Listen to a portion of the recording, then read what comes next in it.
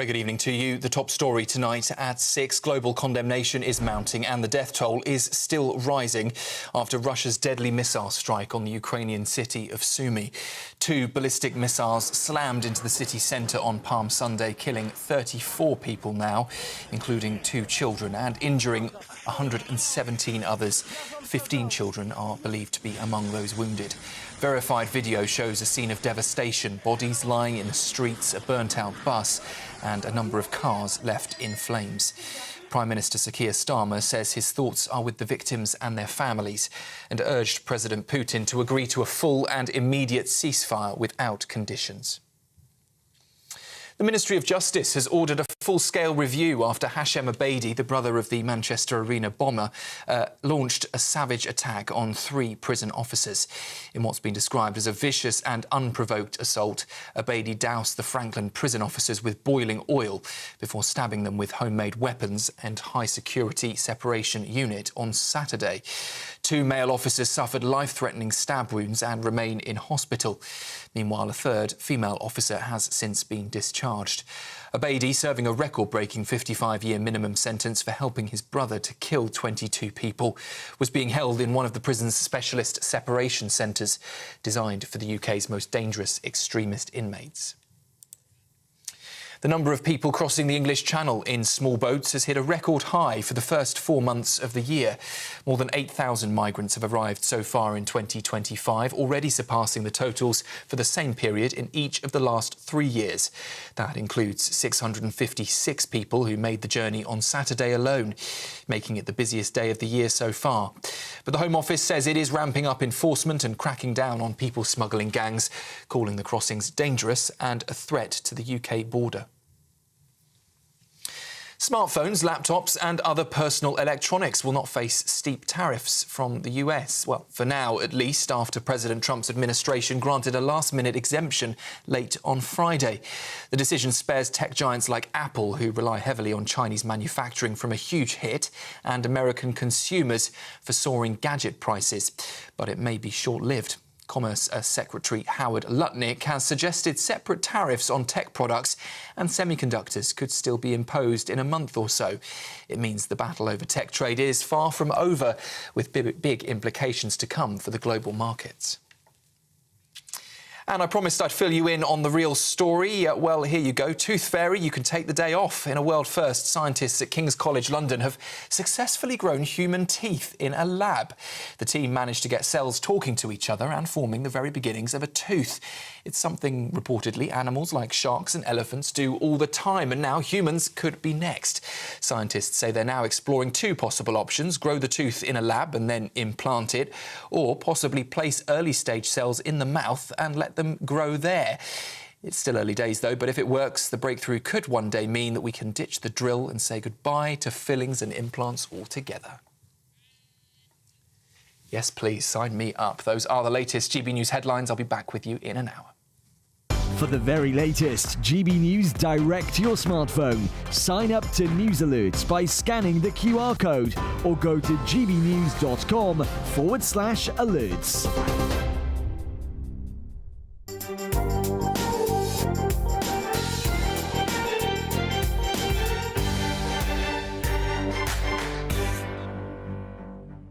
Good morning and welcome to the Camilla Tominey Show on GB News Today. This morning we'll be speaking to the MP for Great Grimsby and Cleethorpes, Melanie On, following that historic Saturday sitting of Parliament. With the government now considering the renationalisation of the steel industry, is this a turning point for British manufacturing and perhaps even the end of net zero? We'll also hear from the Shadow Business and Trade Secretary Andrew Griffith. What do the Tories make of what went on in the Commons yesterday? Shankar Singham, one of the world's leading trade experts, will join me to unpack the latest on the Trump tariffs and what they could mean for the British and indeed world economy. Is the era of globalisation finally over? And author and commentator Douglas Murray joins me to discuss his new book about October the 7th. I'll also, of course, get his take on the rape gang scandal and, indeed, the injuring of those prison officers at HMP Franklin. As ever, we've got 90 punchy minutes of politics ahead, so do stay tuned.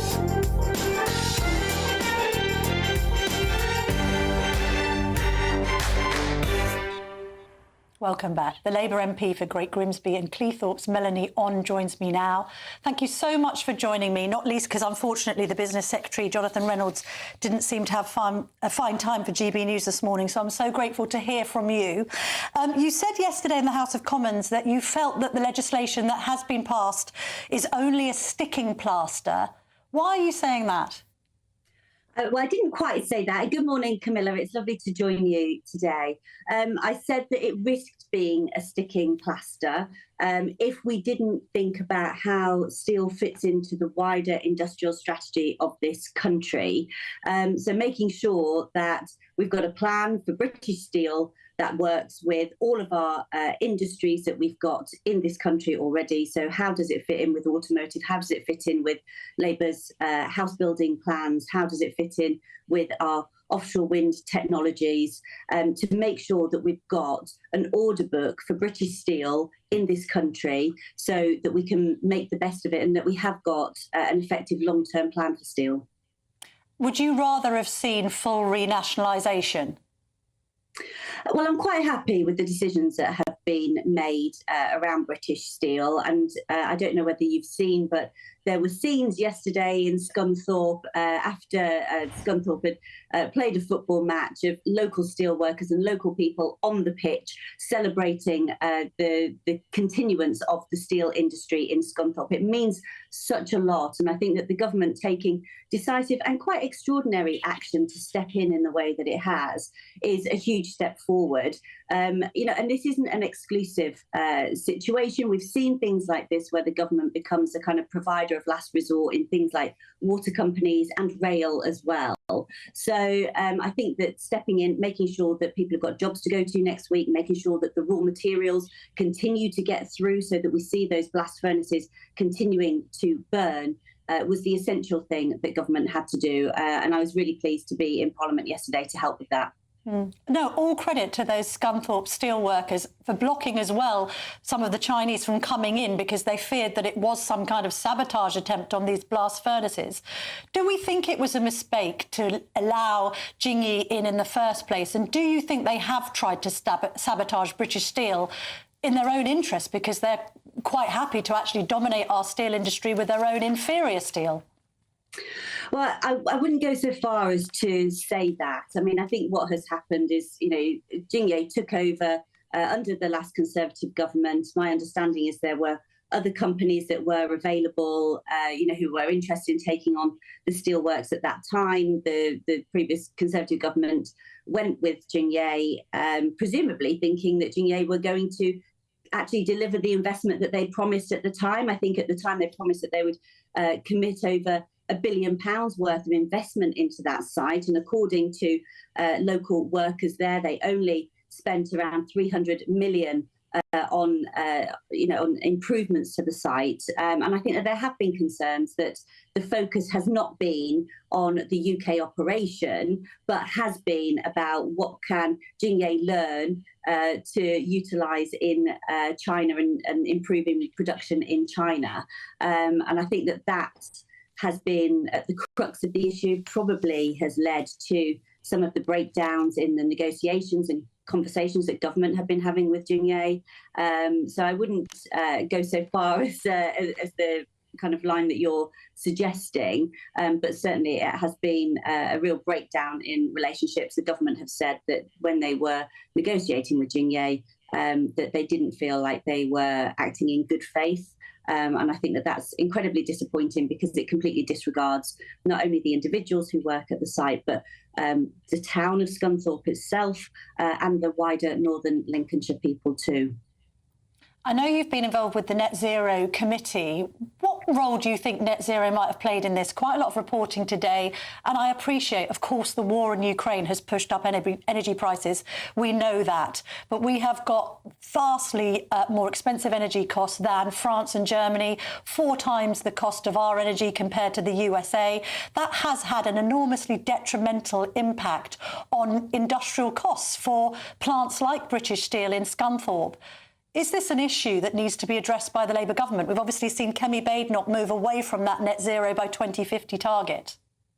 Well, I think that this just goes to the heart of a failure of government to actually invest in our own domestic energy supply. We have not had the right kind of action taken to ensure that we can produce our own energy and protect ourselves against things like unexpected events like the war in Ukraine. But there are other things that we can do to make sure that we have got support for industries. I mean, this is not just about the cost of energy. That is a big factor, and we do need to do more to bring down energy costs for those high industrial users, but making sure that we have got an order book for companies like this, because it doesn't matter, even if our energy costs are lower, if we haven't got an order book for those companies to be able to, what are they producing for, and giving them that certainty, then it will not be for anything. And there are other measures that government can take as well. So, for example, the EU introduced a carbon border adjustment mechanism, and they're doing that this year. We're not due to do that until next year. That protects against things like steel dumping. And so we could do that. We could bring that forward and make sure that we put our industries on a much more level playing field. But we have got other countries that produce their own steel. They've got their own industries. If you look at France, they've invested in things like nuclear technology, and that's why they're able, because they're not exposed to those international gas markets as much as we are, because they've invested in things like nuclear industries. And that's something that we haven't seen coming from the previous government. On steel dumping, now we're in this new era of Donald Trump imposing tariffs. Should we be considering perhaps punitive tariffs on Chinese steel? Could that help to protect British steel? Well, I don't think that we will be looking at tariffs. That isn't the direction that the government is going in. But when I talk about that carbon border adjustment mechanism, that is something that levels the playing field. So, it isn't a tariff as such, but it certainly is flexibility in terms of making sure that there is a level playing field when it comes to companies that want to import things that perhaps we consider to be much more essential to our own economy. Being a MP for areas like Grimsby and Cleethorpes, clearly very close to Scunthorpe, have we done just too much deindustrialisation? Clearly, the taxpayer is going to have to shoulder the burden of supporting British steel. Are we in a position now, Melanie, to reindustrialise? And are your constituents up for the challenge? Oh, we're absolutely up for the challenge of reindustrialisation. Yes, let's see it. Let's get it going. People want to work. They want to work in good jobs that they feel a sense of pride in, that's doing something for the country. What we've seen from, the 1980s onwards was this sense that we didn't need to have this kind of manufacturing, that somehow that wasn't something that gave us a sense of pride in what Great Britain can make, that we should be looking at an intellectual economy, that we will farm all of this out to countries like China or India, where production is an awful lot cheaper. But that isn't the reality of people's lives. There is a huge amount that people in areas like Grimsby, Cleethorpes, Scunthorpe have got to offer, and building the backbone of Britain through things like steelworks is where people want to be. All right, Melanie, thank you very much indeed for your time this morning. Great to speak to you. And as I said there, just to explain, we did ask for Jonathan Reynolds, the Business Secretary, to come on. We said this was a monumental decision yesterday to recall Parliament and have that discussion on steel. Apparently, he didn't have enough time today to speak to GB News, so make of that what you will, but I'm just going to leave that with you. Coming on to discuss steel, though, however, is the Shadow Business Secretary, Andrew Griffith. He's going to join me to respond to what Melanie just said.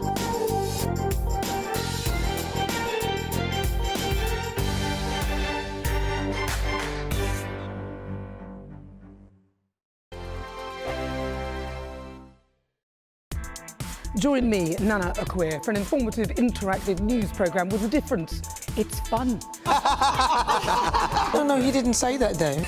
I'm so surprised. I think there's an element of truth to that. Join me from 3 p.m. every weekend, only on GB News, Britain's news channel.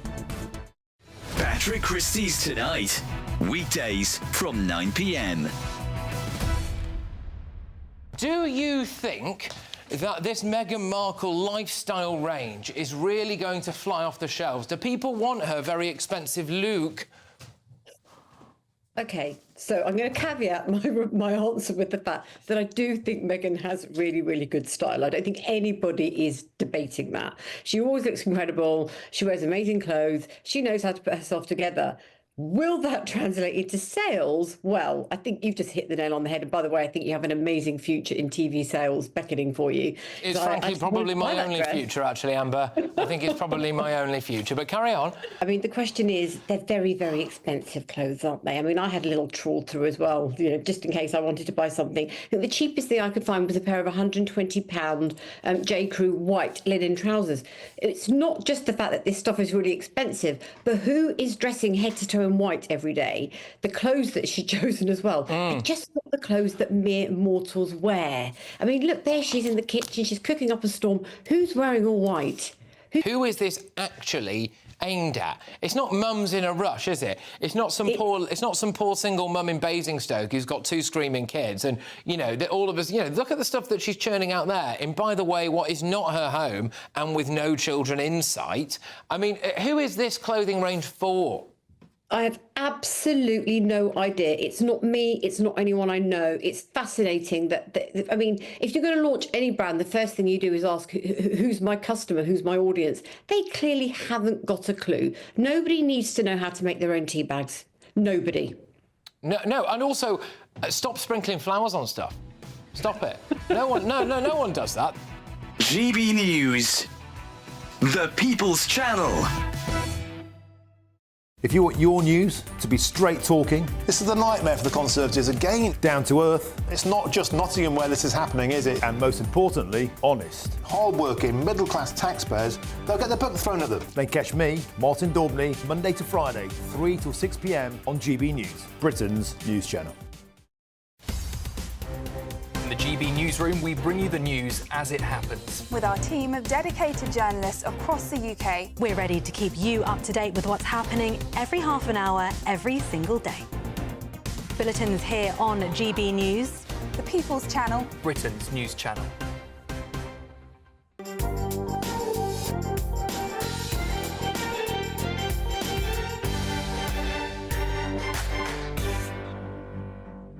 Welcome back to the Camilla Tominey Show this morning. Still more to come today. The Shadow Secretary of State for Business and Trade, Andrew Griffith, will join me very shortly to talk about yesterday's historic sitting of Parliament. Author and commentator Douglas Murray will join me to talk about his new book on October the 7th. We've also got trade expert Shankar Singham coming up to break down what President Trump's tariffs mean for Britain's economy and the world.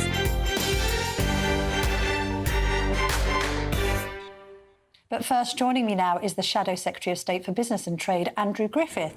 Lovely to see you this morning. Thank you for joining me as ever. Do the Tories now accept that it was a mistake to allow Jing-Yi to buy British steel? Look, I think we've got to learn from what has happened, but let's be clear, at the time that was the only deal in town. It kept the steelworks going, it's protected jobs, and we did see significant investment flow into Scunthorpe and other locations. Somewhere along the line, over the last few months, there's been a fundamental breakdown of relationship with this government. I think we need to get to the bottom of that, because there were talks ongoing when we left office about investment in both Teesside and in Scunthorpe. I don't know what's happened. Was it the jobs tax? Was it the employment rights bill? Was it the ruinously high costs of energy? I don't know, Camilla. But obviously this has been a chaotic week. People have been talking about the challenge to the supply chain for Scunthorpe for many months. Some of my colleagues, Rob Waltham, the local North Lincolnshire council leader, Matt Vickers, one of the local members of Parliament. So this could have been seen coming, and we've now got this botched nationalisation where the taxpayer is on the hook, the Secretary of State is giving orders to the business, but it's still in Chinese hands. I don't think that's right for this country, and it's not right for the taxpayer. What was the alternative? What would you rather have seen happen in the House yesterday? I'd rather have seen a bill that was more considered, more all-encompassing. So, if you like, the bill that would bring it into public ownership rather than this botched nationalisation that leaves the taxpayer on the hook, but the business still in Chinese hands. And all of that could have been done many weeks ago. It was about 10 days when the government last brought a bill to Parliament to be debated. It's been sort of cooling its heels in that period. So why let Parliament rise for the recess and then drag everybody back for one particular day and ram it through? It's a botched nationalisation. Government have no plan for steel. They promised a plan for steel. They have no industrial strategy and they've got no export strategy. So what were they doing for 14 years? No wonder the real business secretary doesn't want to come on your programme this morning. Well, what have you been doing for 14 years? I mean, unfortunately, British Steel is in this state because a decision was made in 2019 to hand over control of one of our key national industries to an organisation which your own Conservative colleague, Sir Ian Duncan-Smith, thinks is directly linked to the Communist Party of China. Look, the world has changed significantly in the last 5 years. That deal to sell British Steel to the Chinese was after another failed foreign owner. The business was in liquidation. There had been some successes at that time of Chinese ownership, if I looked at Lotus under the Geely Group. And it was before the Chinese reneged on the basic law in Hong Kong. So the world has changed. There's definitely things to be learned. I'm not one of those people that sit here and say any government got everything right. But let me tell you what we should be doing now. If it looks like a communist and it speaks like a communist, it probably is a communist, isn't it?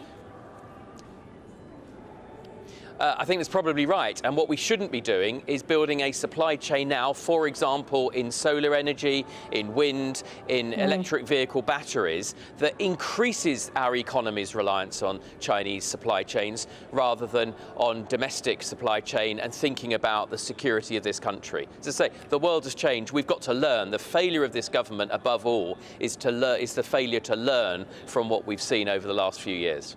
So do you agree that part of this is the fault of net zero and setting that arbitrary target of 2050, which I appreciate Kemi Badenoch has now distanced herself from, but again, the Tories advocated that target, which has put up our energy costs exponentially, hasn't it? I appreciate the war in Ukraine is also to blame, but net zero has been an absolute disaster for the steel industry.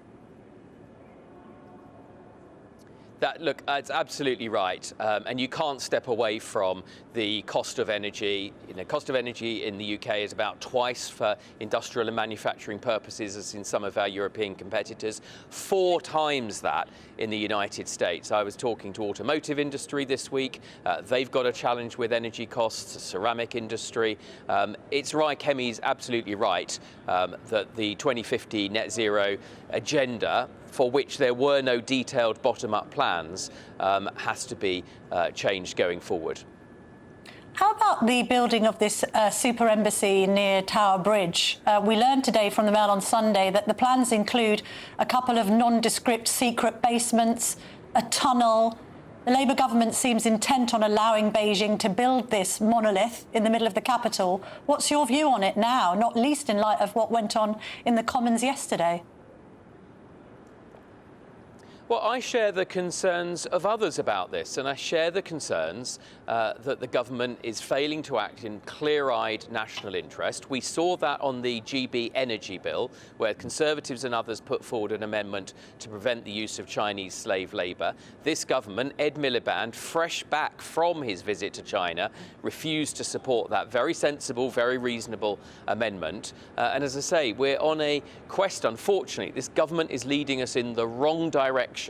It's not looking at domestic supply chains. It's making us more dependent on an uncertain world.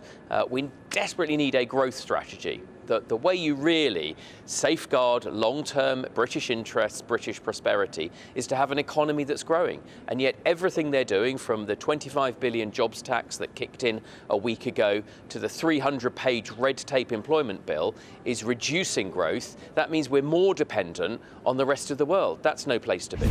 Shouldn't we be more protectionist in this country, maybe following Donald Trump's lead and slap massive tariffs on China?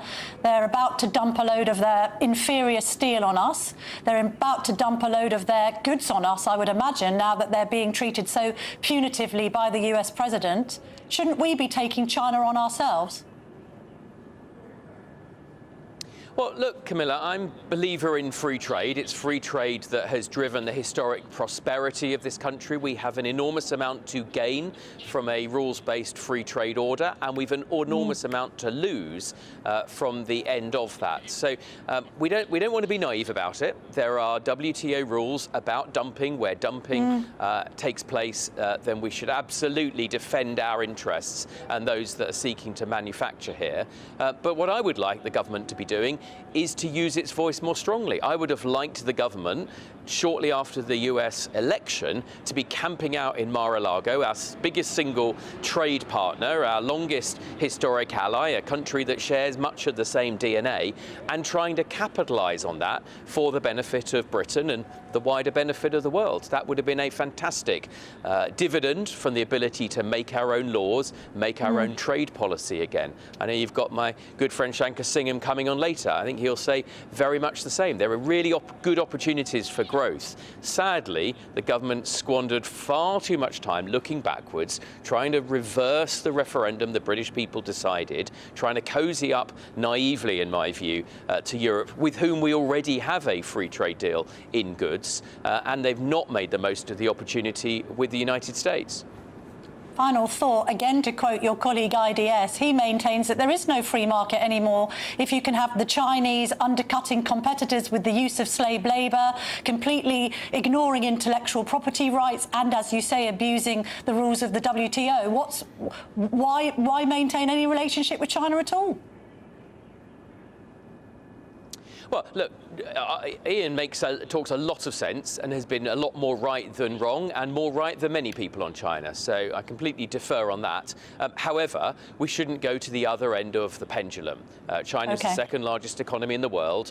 Our architects, our financiers, our professional services rely on being able to access the biggest market. That's what drives our prosperity. And I'm sure I'm at one with Ian in thinking the way you safeguard your position in the world, the way we safeguard democracy, because that itself is a contended idea for many states around the world, is to grow your economy and be successful. All right. Andrew Griffith, thank you very much indeed for joining me this morning. Here's a reminder, by the way, of the candidates standing for election to be Mayor of Greater Lincolnshire: Sally Horscroft for the Green Party, Andrea Jenkins for Reform UK, Marianne Overton for Lincolnshire Independence, Lincolnshire First, Jason Stockwood for the Labour and Cooperative Party, Rob Waltham for the Conservative Party, and Trevor Young for the Liberal Democrats. Coming up next, we are going to be speaking to the author and commentator Douglas Murray about his new book about October the 7th. This is the Camilla Tominey Show, only on GB News.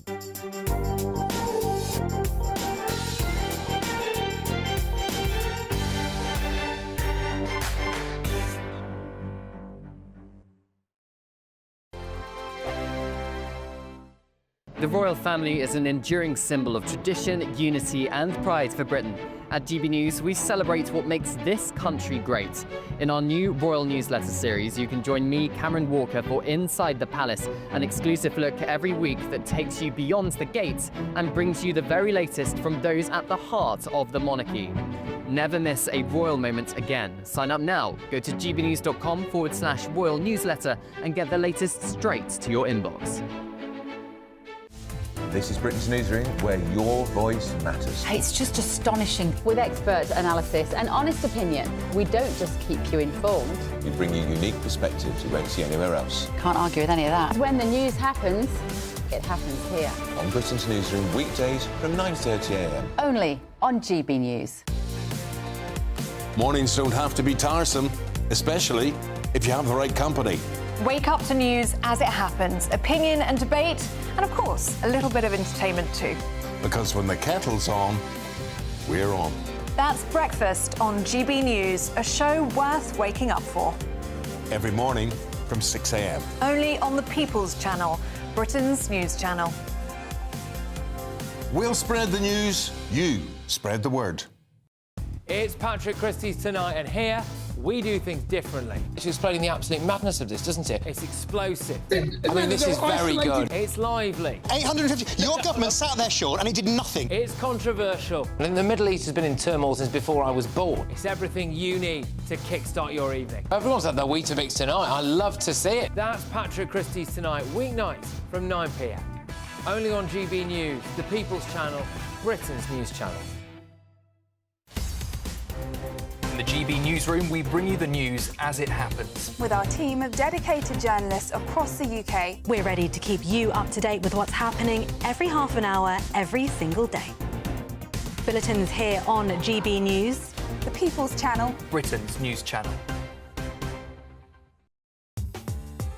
I'm Christopher Hope. From pop stars to politicians, I'll interview anybody in a pub who's got a political opinion. Join me every Friday on Spotify, Apple Podcasts, YouTube or gbnews.com, or wherever you get your podcasts.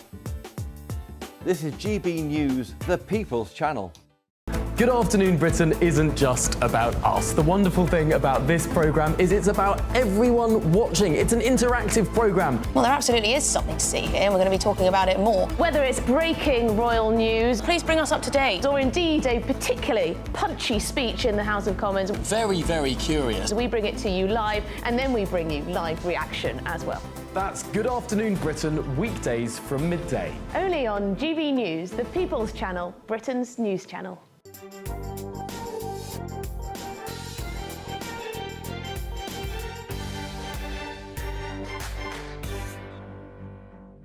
Welcome back to the Camilla Tominey Show. Joining me now in the studio is the author and commentator Douglas Murray to speak about his new book on democracies and death cults. Top pluggage for that. Douglas, lovely to see you. So good to be with you.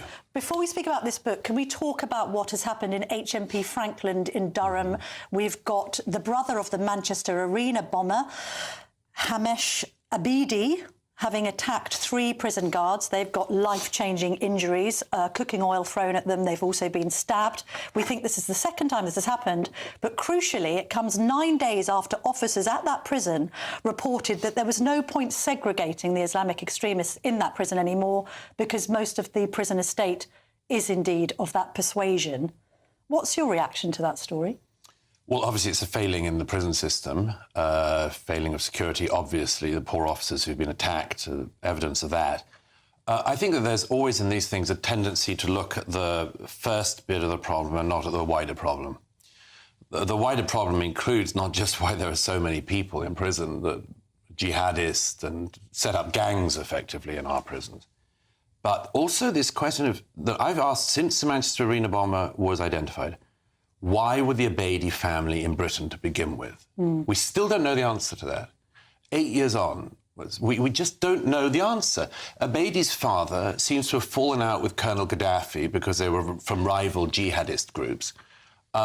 So why is Britain the place where people who fall out with other jihadists come to continue their lives? Also, why is the taxpayer paying for Abedi to be in prison if he's attacking officers, not just here, but also at Belmarsh, we believe? Why any of the family here in the first place? There has been no inquiry, so far as I know, no minister or Home Office official held accountable for this. And until we start holding people accountable for the decisions they make that are so terrible, nothing will change. It is illegal in countries like Egypt and indeed the UAE to wave Hamas and Hezbollah flags. It's also illegal to fly the flags of prescribed terrorist organisations like Hamas and Hezbollah in the UK. The 2006 Anti-Terrorism Act made that illegal, the glorification of terror. But as you and your viewers know, it's one thing if the state has rules in this country. It's another thing whether the police and others actually police them, and whether the CPS actually prosecutes for it. To my next question about this watering down of these local inquiries into the grooming gangs. Now, Trevor Phillips, the former head of the Equality Commission, had suggested that was because Labour doesn't want to, quote, offend Pakistanis. Yes. Do you concur with that view? Why do you think, A, we haven't got a national inquiry, and B, what inquiries we are having seem to have been watered down? I'm not a fan of inquiries into this, I'll be frank. I think it's a distraction. I think it's lamentable that Angela Rayner and the Labour government have seen fit to not even have inquiries into this. But as I've said sometime in the last months, We've had plenty of inquiries into the rape gangs. We've had plenty. Where do they go? What happens? Who acts on them? Why are there no more prosecutions? Why is there not a speed up in the number of prosecutions? The number of victims versus the number of people prosecuted in the last 2 decades does not stack up. And when I hear people saying, oh, this is going to upset the Pakistani community and so on, I say, first of all, why would they be upset? If members of my community were found to be gang-raping girls based on their race, I would want to know about it, and I'd want those people to be prosecuted. I'd be very shameful about it, but I would want those people to go to prison. So why is it upsetting to Pakistani communities in the UK? And why, after all of these years, do we have people saying, oh, it's racist or Islamophobic or much more to even mention this? Sorry, it is too late in the day to play those games, and we should be utterly, utterly intolerant of anyone at this stage in 2025 knowing what we know about these mass crimes, claiming that the best thing you can do with it is to have yet another inquiry, which will be shelved by yet another government and nothing happening. It's time that we actually did things in this country instead of just doing inquiries into them. We learned this morning that the Rotherham gang got 600 grand in legal aid to defend their case. Oh, yeah, and I mean, those are one of the relatively few gangs that actually, not enough people were prosecuted, but one of the very few ones where that was actually prosecutions. Some of the members of that gang, they also made sure that they gave up their Pakistani passports because the state acts so slowly here, and then they're only on a British passport, and then you can't deport them. The whole thing is lamentable, and until a government gets this in its grip and deals with it, we should keep shouting from the rooftops about this. I should point out, actually, that was a GB News exclusive, the 600 grand on legal aid. And as you'll know, Charlie Peters, yes, my GB News colleague, has done a lot of work on this. Yeah. Let's move on to the book. Why did you decide to write it? 2 reasons. The atrocities of October the 7th, 2023 are a type of atrocity that we have seen elsewhere in the West, in the Manchester Arena bombing, the Ariana Grande bombing, the Bataclan massacre in Paris, the Pulse nightclub attack in Orlando, Florida. But this was on a scale far, far beyond them even. This was 1,200 people massacred in a morning, including at a dance party in the south of Israel, by jihadists, Hamas, who committed crimes so appalling I can't describe some of them on air. They also kidnapped 250 Israelis from their homes. I noticed very early in this that 2 things would happen. One was there was a great risk that the actual crimes, the atrocities, were not going to be documented enough. The world was going to pass over them and talk about Israel's military response to get back the hostages and to kill the leadership of Hamas. I wanted to go, and I did go straight away to speak to the survivors, the families, the wounded, people in the hospitals, and much more, and try to make sure that I had as good a sense of the day as it's possible to get. Second thing was that I was embedded with the IDF in Gaza and Lebanon and Israel and elsewhere to make sure that I saw firsthand, and I recount in the book, how the IDF responded to this atrocity. But the third thing, which was on my mind from October the 8th, was what has gone wrong in the rest of the West? What has gone wrong in the UK? That, as we know, the Telegraph splashed the story a few weeks ago.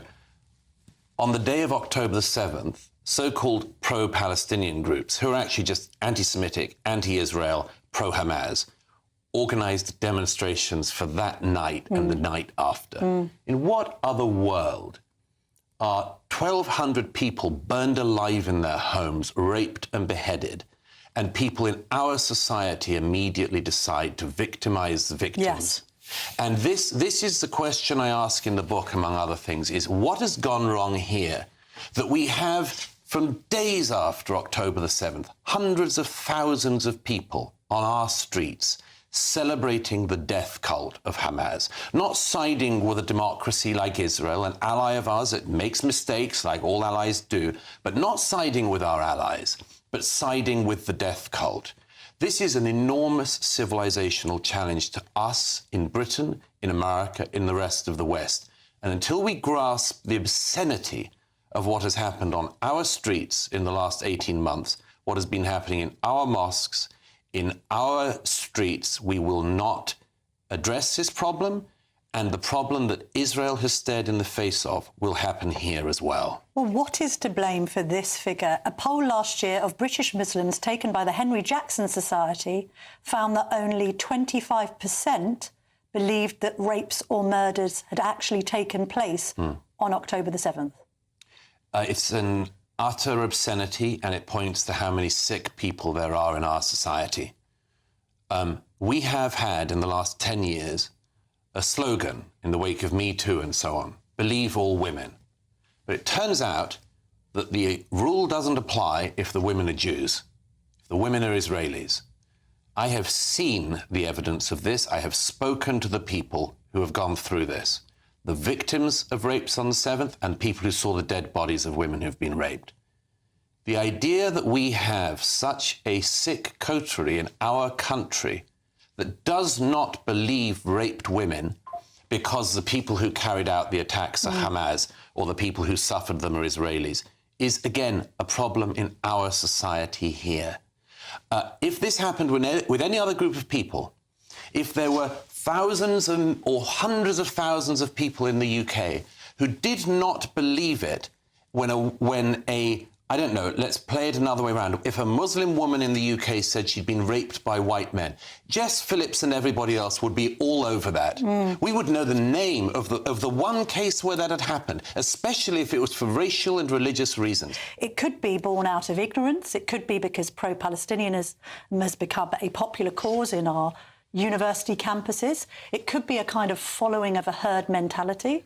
Or all of the above. Yeah. And people, of course, don't forget, I mean, a lot of people need to be taught into hatred. You have to be taught into it. We have to ask ourselves, why is this being taught? Why is pro-extremist ideology being pushed in this country? Why are we so far behind tackling it still? It goes back to my point. Look at the number of reports and inquiries. Every time an atrocity happens in the UK, we have another darn report, another inquiry. Lessons will be learned. And the lessons never are learned. Unless we grapple with this in Britain today, we will see what Israel suffered again here in the UK. But isn't propaganda also part of the explanation? You probably have to accept, as I do too, that Israel has lost the war on social media when it comes to informing the public about what's happened. How much of the data out of Gaza do you think is trustworthy? Because it's very difficult. I know you've been very close, but you can't get British journalists in there to verify much. Well, I've been in there plenty, and other journalists have been, actually. I've been in Gaza with other British journalists. OK, so it is possible to get better data than that supplied by the Palestinian health authorities? That's tricky because, of course, Hamas still runs Gaza. And the BBC and others run the Hamas health ministry figures as if they're legitimate. Undoubtedly, there have been civilian casualties in Gaza. Undoubtedly, Hamas has talked them up. But equally undoubtedly, Hamas started the war. Hamas is losing the war. That means that Hamas fighters are being killed at a very high rate. The Hezbollah and Hamas leadership has been decimated in the last 18 months. But fourthly, yes, because of the nature of which the death cult of Hamas operates, they deliberately, and this cannot be said often enough, they deliberately flout every law of war and make sure that every law of war that the IDF uses is used against them.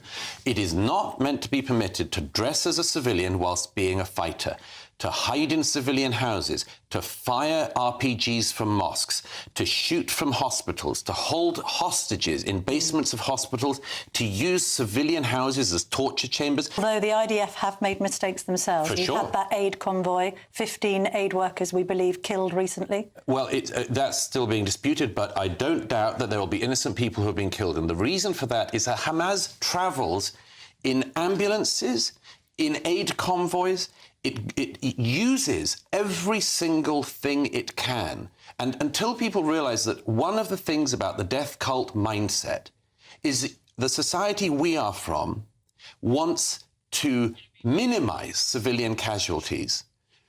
Hamas thrives on civilian casualties. We love life, they love death. And the literal taunt of Hamas, Hezbollah and the others is, that the Westerners, the liberal democratic Western mindset believes in life, and they believe that's something they can use against us. I say it's one of our virtues. Douglas Murray, thank you very much indeed. Your book on democracies and death cults is out now.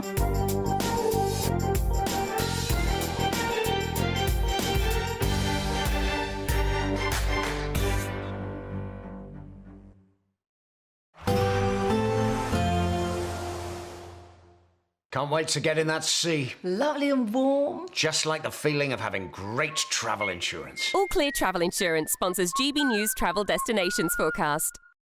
Hello there, it's an east-west split across the Mediterranean as we go through the next couple of days. Fairly settled for much of Turkey and Greece. Temperatures here climbing into the low 20s in places, but for much of Italy and southern France, actually some very unsettled weather developing. Could see some flash flooding in places. Also fairly unsettled for Spain and Portugal, although down towards the Canaries we should see some decent sunshine.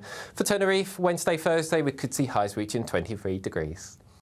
All Clear Travel Insurance sponsors GB News Travel Destinations Forecast.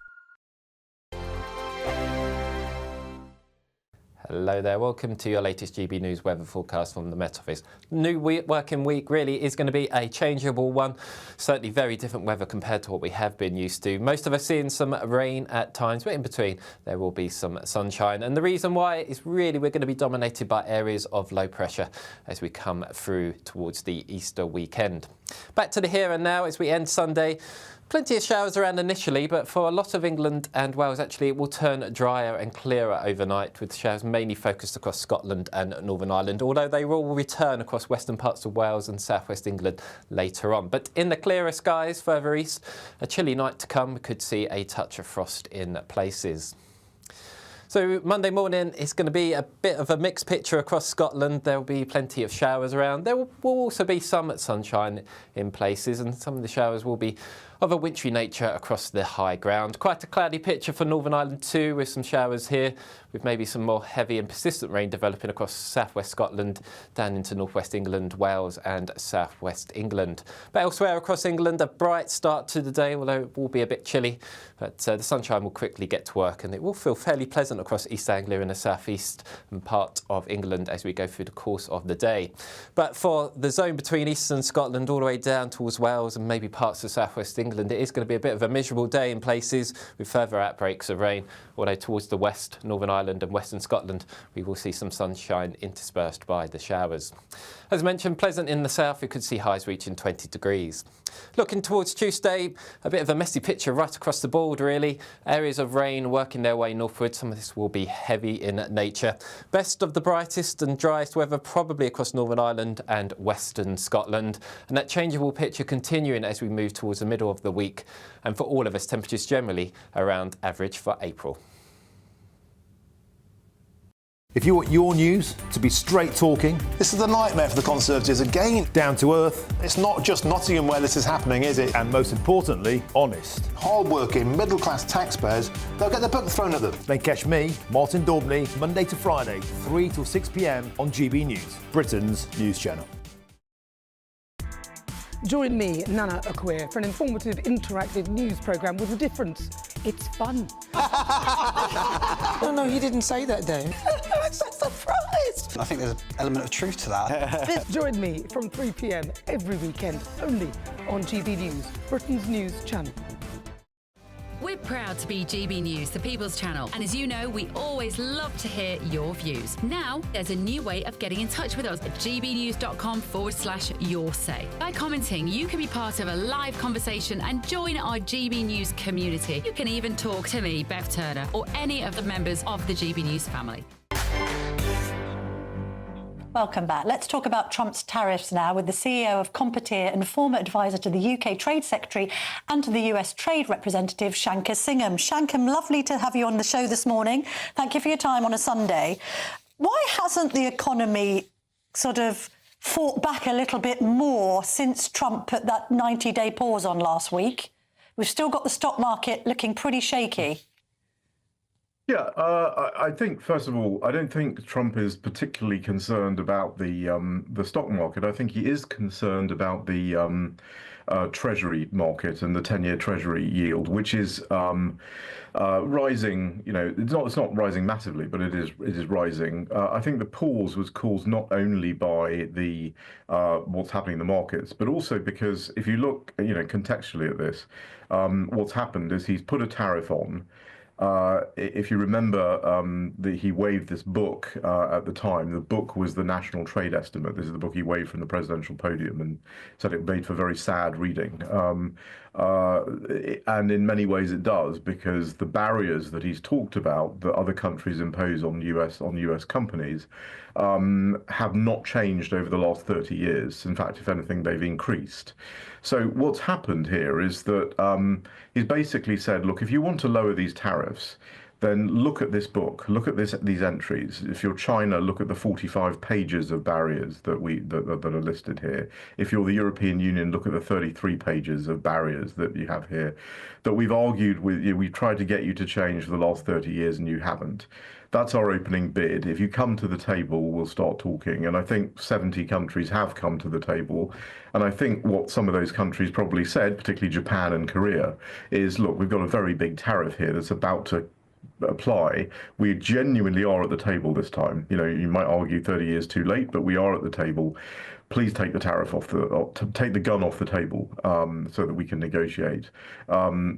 Interestingly, these negotiations will take some time. As you get closer to that 90-day period, I think you're going to find those countries will feel extra pressure to negotiate. So Donald Trump is very good at doing deals. He understands how to use time, and time will work in his advantage as you get closer and closer to that time when the tariff pause is lifted and the tariffs go back into place. So really, that 90-day pause is a deadline for a deal rather than us facing the prospect of them being retabled.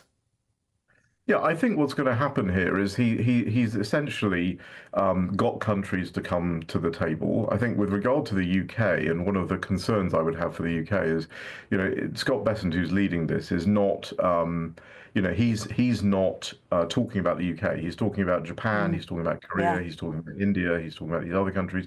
So I would be, if I was the UK, making sure that I was looking at my entry and I was not doing anything that damaged the negotiations, such as, for example, dynamically aligning to European regulation, or as Spain is doing, courting the Chinese. That would not be a good idea.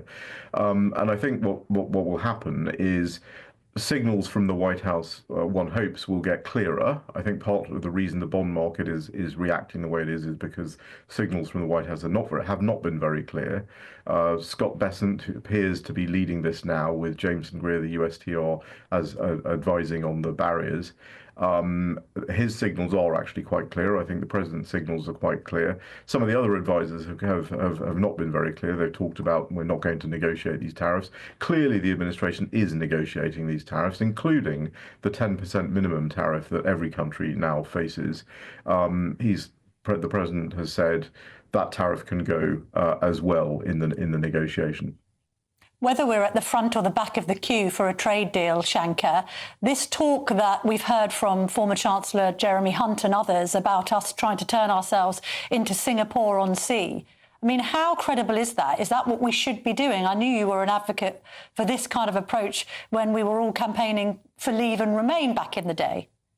Yeah, well, I mean, the interesting thing here is that most of the barriers that the US administration is concerned about are regulatory barriers. They're not, I mean, I think tariffs gets all the media attention, but actually, if you look at these entries, most of those 33 pages in the case of the EU, it's all regulatory barriers. It's particularly in the case of the EU, regulatory barriers in the area of agricultural trade. So unless you're prepared to change those, unless you're prepared to improve those, you're not going to get a deal. But the good thing, the win-win here, is that improving your own regulatory system, making it more pro-competitive, is good for your own economy anyway. So it's the kind of thing you should be doing, and arguably, one would say with the UK, we could have been doing for the last several years, is to actually remove a lot of these restraints and regulatory barriers that the US has been complaining of. It's going to benefit our own economy, first of all, and certainly it will help the relationship with the US as well. So maybe this is the extra, drive, the incentive that we need.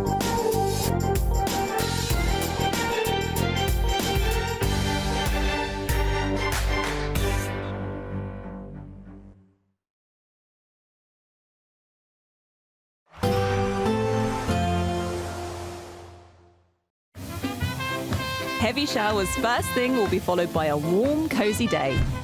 Boxed boilers, sponsors of weather on GB News. Hello there, welcome to your latest GB News weather forecast from the Met Office. New working week really is going to be a changeable one. Certainly very different weather compared to what we have been used to. Most of us seeing some rain at times, but in between there will be some sunshine. And the reason why is really we're going to be dominated by areas of low pressure as we come through towards the Easter weekend. Back to the here and now as we end Sunday. Plenty of showers around initially, but for a lot of England and Wales, actually, it will turn drier and clearer overnight, with showers mainly focused across Scotland and Northern Ireland, although they will return across western parts of Wales and southwest England later on. But in the clearer skies further east, a chilly night to come. We could see a touch of frost in places. So Monday morning is going to be a bit of a mixed picture across Scotland. There will be plenty of showers around. There will also be some sunshine in places, and some of the showers will be of a wintry nature across the high ground. Quite a cloudy picture for Northern Ireland too, with some showers here, with maybe some more heavy and persistent rain developing across southwest Scotland